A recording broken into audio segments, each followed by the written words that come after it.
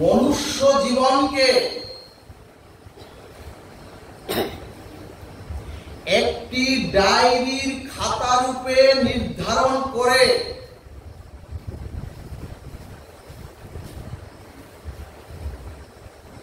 সেই ডায়েরির প্রথম পৃষ্ঠা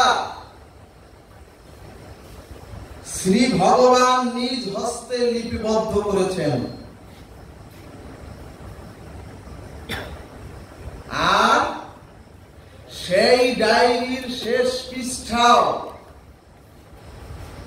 শ্রী ভগবান নিজে লিখেছেন। তাহলে সুধীজন, ডায়েরির 3টি পৃষ্ঠার মধ্যে প্রথম পৃষ্ঠা এবং অন্তিম পৃষ্ঠা শ্রী ভগবান লিখেছেন। আর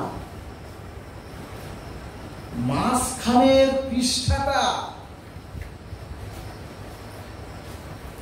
খালি বা সাদা রেখেছেন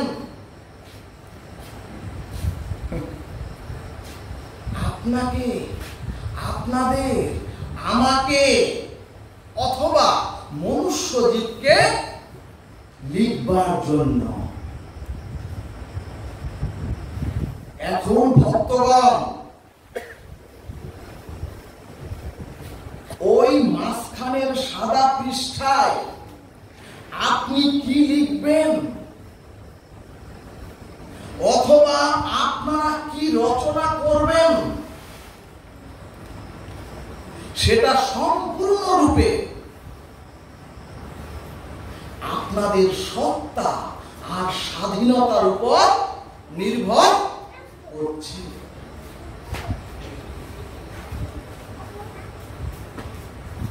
তাহলে সুধীজন,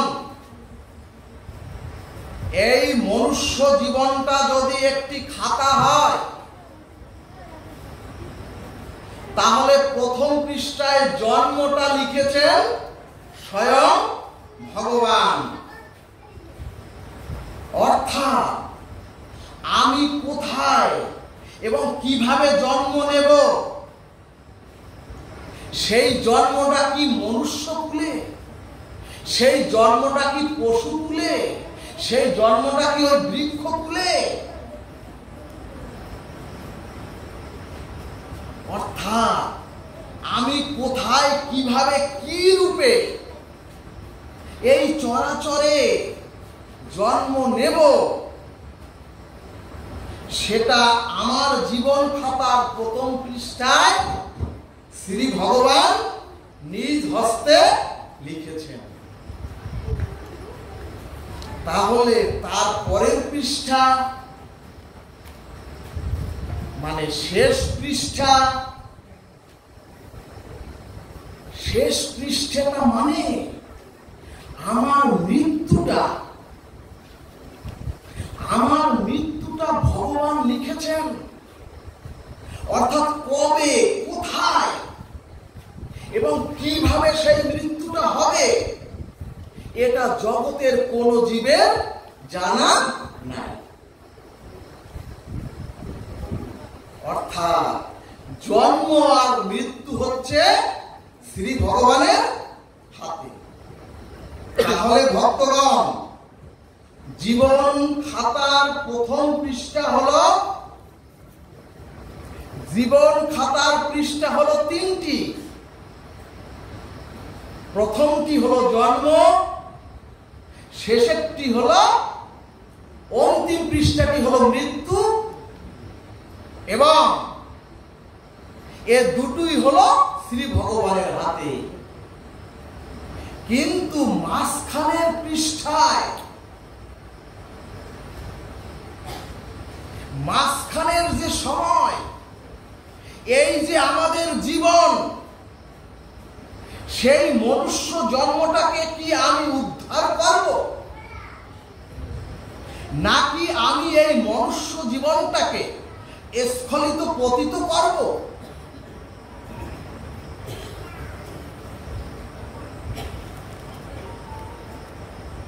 এজন্যই এই পৃষ্ঠাটি ভগবান সাদা রেখে জগৎ জীবকে বললেন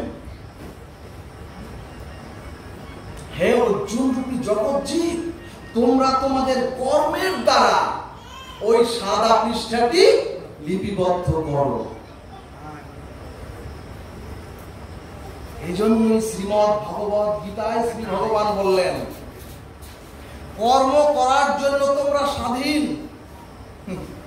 এবং নিজেকে উদ্ধার করার জন্য তোমরা স্বাধীন। অর্থাৎ তোমরা স্খলন পতনও হতে পারো, আবার তোমরা নিজেকে উদ্ধারও করতে পারো। ভগবান বললেন, মাঝখানের সময়টুকু তোমরা সৎ কাজে, তোমরা সৎ সংস্কারে এবং যদি আত্মকল্যাণে, আর যদি তোমরা জগতের কল্যাণে, অর্থাৎ সাদা কাগজে তুমি কি লিখবে, তোমার ফলাফল